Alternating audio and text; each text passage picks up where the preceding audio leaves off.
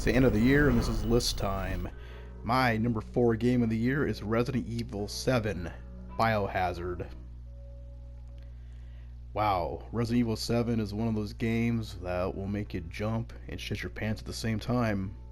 Hi, this is Beyond Wisdom, also known as Beyond Broken on PlayStation, and Flawed Excuses from Twitter, back with another video. I'd like to say a shout out to the Broadband Bullies before I start this video, and we have been growing strong lately, and we'd also like your support. Just hit us up on Twitter or find us on Xbox Live or wherever you trying to look for us, because we're out there. But anyways, back to the review. Resident Evil 7 is a survival horror video game developed and published by Capcom and was released back in January of 2017 for PlayStation 4, Windows, and Xbox One. It supports the PlayStation VR headset and is the 11th main entry and 24th entry in the Resident Evil franchise, and is the first main installation to be played in first person, actually. This story follows civilian Ethan Winters as he searches for his wife Mia, which leads him into a derelict plantation inhabited by the Baker family. Ethan makes use of weapons and tools in the fight against the Baker family and the Molded, a humanoid form of bacteria. Healing items are used in the event of injury, and there are puzzles that may be solved to further the story. Instead of being action-oriented like Resident Evil 5 and 6, there's survival horror elements present in earlier installments, and exploration took priority. Thus, the game uses a first-person perspective and is the first full-length game to be developed using the RE engine.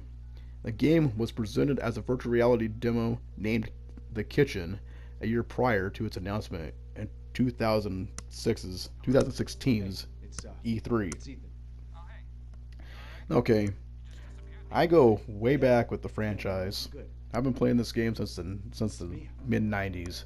1996 was the first time I actually played the first Resident Evil.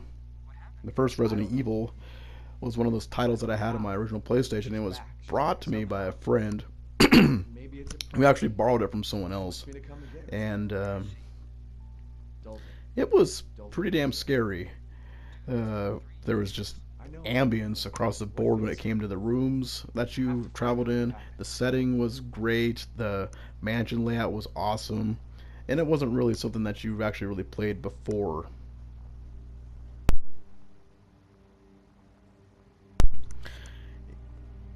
It had tension, and it also had a whole lot of elements going for it. Some of these elements haven't really aged well in the first game, but some of them are pretty cool in concept, like having boxes to hide your items, using your items sparingly use of pistol ammo and shotguns and stuff like that.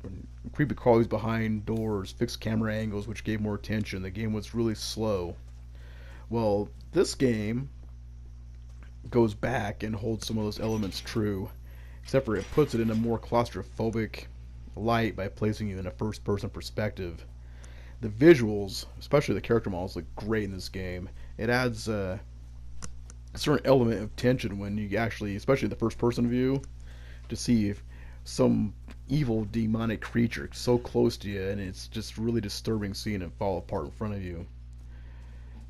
The setting is great too. The southern atmosphere is just one of the best you'll come across in a game.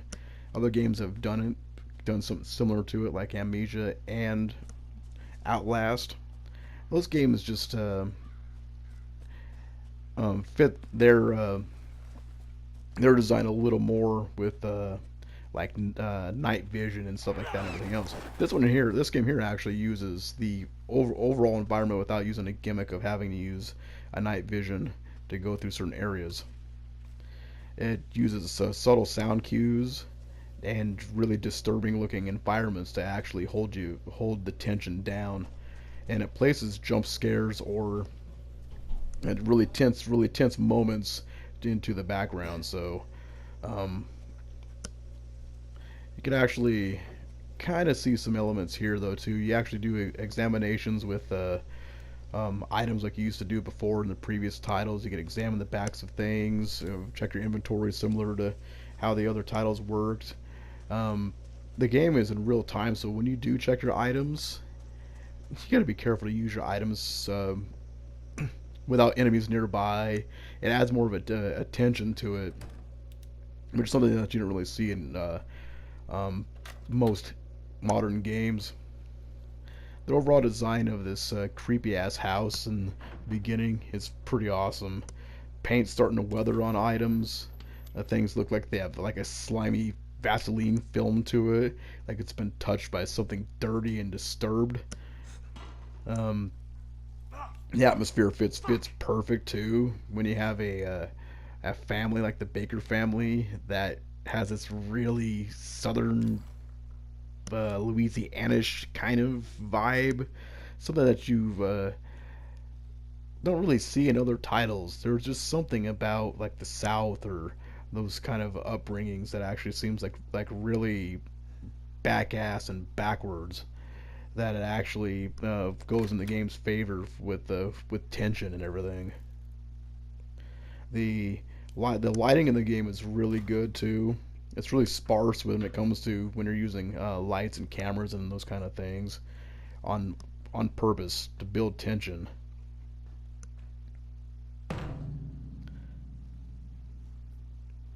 See, even something as simple as that adds tension enough to it where you're just like, okay, where do I go next?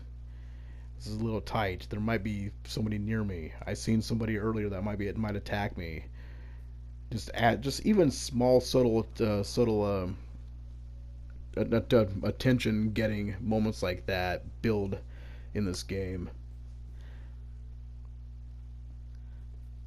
This series has always had a bizarre mix of tension in certain titles and scares and believability when it comes to certain things. And the main story of the first, I'd say probably maybe the first three games, it made a lot of sense with having the Umbrella Corporation and these corrupt freaking people that were designing these viruses to enhance military growth and stuff like that too. But this game harkens back to a different kind of um, mutations and stuff too. And by doing that, it pulls back the veil of unplausibility that the latest titles in the Resident Evil franchise has brought up. There's a little bit there's too much unbelievability when you've overused an enemy faction wise or creature wise as Resident Evil series has, and having this game like strip away a lot of the things that annoyed a lot of people and people were just burnt out of helps a whole lot. This part here was really cool. They tweaked this part from the original demo that was released, and it's pretty funny how it's actually like some ghost hunters kind of thing. And having it in a perspective like this makes it really fun and enjoyable, but yet scary at the same time. That was 2 fucking years ago. I don't do ADR. This new guy? I'm not feeling it. Again? Just don't be surprised if we have to make a change. New plan. We do a These walkthrough of guys' the inside dialogue is first. pretty fun to watch, Then we shoot the intro, but just like we always do. Just try to say the show's name, again, okay? this title was No really problem. fun to play, and if Besides, anybody has a another really worthless fucking joke. like Happy? a red box nearby, you can rent this and just play it straight through. Purchase the title too. It's on sale for I think it's $30 on both PlayStation and on Xbox One at the moment for the holiday. But if you're looking for a really good and Are we fun rolling? scary game with How's that lots feel? of tension and disturbing visuals and insane rednecks which have these really crazy gross and detestable abilities and characters, you're not gonna miss out So, unless you haven't played where this are we going title. this time? Do you ever prep? What's the prep? Anyways, I would like to Sound? hope everybody has a great time this and I'll see you in 2018. Thanks for stopping in and watching my video.